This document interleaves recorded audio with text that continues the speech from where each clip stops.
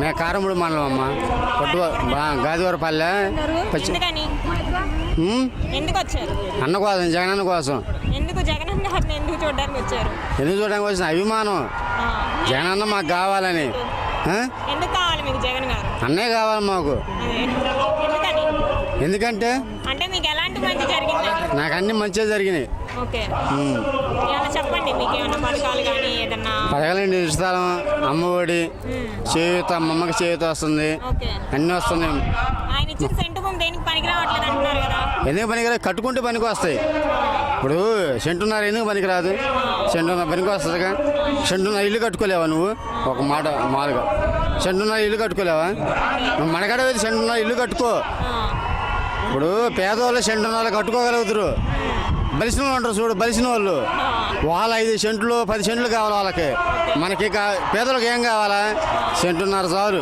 సెంటున్నర మనం ఇల్లు కట్టుకోగలుగుతాం. ఒక గది చాలు, ఒక పంచ చాలు, అన్ని చాలు మనకి. జగన్ గారి ప్రభుత్వంలో మీరు బానే ఉన్నా అంటారు. ఆయన పాలన అయితే బానే ఉంది. బానే ఉంది. ఈసారి గెలిపిస్తారా మరి? గెలిపిస్తా కంపల్సరిగా. గుంటూరు 44వ డివిజన్ నుంచి వచ్చామండి. వాలంటీర్లకు వందనం అనే ప్రోగ్రాం వల్ల ఇది మంచి కార్యక్రమం కాబట్టి అక్కడ నుంచి పేరుచెర్ల దాకా వచ్చి పేరుచెర్ల దగ్గర నుంచి ఇక్కడికి రకరకాల విధాలుగా చేరుకోగలిగాము. చాలా సంతోషంగా ఉంది ఇక్కడ రావడం వల్ల. చాలా సంతోషంగా ఉంది. ఎందుకనంటే మంచి చేసే ప్రభుత్వం, మంచి చేసే పరిపాలకుడు, వాళ్ళని చూస్తే చాలు, ఆయన చూస్తే చాలు అనేటువంటి ఒక ఆనందంతో ఆయన చూసాము. చాలా సంతోషంగా ఉంది. అది చూసాము, చూశాను. చాలా హ్యాపీగా ఉంది. చాలా సాటిస్ఫై. బ్రహ్మాండంగా పనిచేస్తుందమ్మా. ఇలాంటి పరిపాలన చేసేటువంటి ముఖ్యమంత్రి నాకు తెలిసి 1990 నుంచి నేను రాజకీయాలు చూస్తున్నాను. ఇంతవరకు ఇలాంటి ముఖ్యమంత్రి ఎక్కడ దొరకలేదమ్మా. ఈయన దేవుడు పంపించినటువంటి పరిపాలకుడుగా మనకు దొరికాడు. అది మన ఆంధ్ర రాష్ట్రం చేసుకున్నటువంటి పుణ్యం అనుకోవాలి. లేదంటే భగవంతుడు దయదలిచి మన దగ్గరికి ముఖ్యమంత్రిగా పంపించాడని సంతోషపడాలి. సోమరపోతులు కాదమ్మా, సంతోషంగా ఉంటున్నారు. ఒక పూట తినేవాడు 3 పూటలు తింటున్నాడు. దాని కొంతమంది గిట్టన వాళ్ళు ఇదే ఇటు విమర్శలు చేయటం. వాళ్ళేమో ఎమ్మెల్యేలు, మంత్రులు, అంతమంది గవర్నమెంట్లో వాళ్ళ జేబులు వేసుకునేవాళ్ళు. జగన్మోహన్ రెడ్డి గారు ఏం చేస్తారంటే ఆయన జేబులు వేసుకోకుండా, ఎమ్మెల్యేలను తిననివ్వకుండా, మంత్రులను తిననివ్వకుండా పేద ప్రజలకి అకౌంట్లు వేసేస్తున్నాడు. అందరికీ చెందిన చేస్తున్నాడు. చాలా మంది అంటారు కృతజ్ఞత లేనివాళ్ళు, ఆయన జేబులో ఇస్తాడా అంటారు. అంతకుముందు గవర్నమెంట్ జేబులో కూడా ఎవరికి ఇవ్వలేదమ్మా, వాళ్ళ జేబులు వేసుకున్నారు. జగన్మోహన్ రెడ్డి గారు మాత్రం జేబులు వేసుకోకుండా ప్రజలందరికీ పంచుతున్నాడమ్మా. లేదమ్మా, అప్పుడు బడ్జెట్ అదే, ఇప్పుడు బడ్జెట్ అదే. అప్పులు అయ్యే, ఇప్పుడు అప్పులు అయ్యే, ఎప్పుడు ఉండే అయ్యే. మన దేశంలోనే మంది మరి 22వ స్థానం అంటే సామాన్య విషయం కాదు. అప్పులు పాలవుతుందంటారు. రాష్ట్రం వచ్చి ఆయన ఉన్నాడు 100 ఎకరం పొలం పెడతాడు. ఏం చేయడు. వాళ్ళ సొమ్ము వాళ్ళు, ప్రజల సొమ్ము తినటానికే మిగతా వాళ్ళు ఉంది. ఒక్క జగన్మోహన్ రెడ్డి గారు, ఆయన గవర్నమెంట్ తప్ప, ఆయన క్యాబినెట్ లేకపోతే మంత్రులు, ఎమ్మెల్యేలు తప్ప మిగతా పార్టీలు వాళ్ళు, వైఎస్ఆర్ కాంగ్రెస్ పార్టీ కాకుండా ఉన్న వాళ్ళు, వాళ్ళ జేబులు వేసుకునే వాళ్ళు మాట్లాడే మాటలు, కృతజ్ఞత లేని మాటలు, ప్రజలను దోచుకునే మాటలు మాట్లాడుతున్నారు. అది మరి ఇప్పుడు రేపు వస్తున్నారు కదా షర్మిల గారు, జగన్ గారికి ఏదైనా ఎఫెక్ట్ ఉండిద్దా ఆవిడ రావడం? ఏముండదమ్మా. అంటే కాంగ్రెస్ పార్టీ నుంచి వ్యతిరేకంగా పోటీ చేస్తున్నారు. అస్సలే లేదు. కాంగ్రెస్ వద్దనుకునే వైఎస్ఆర్ కాంగ్రెస్ కావాలనుకున్నారు ప్రజలు.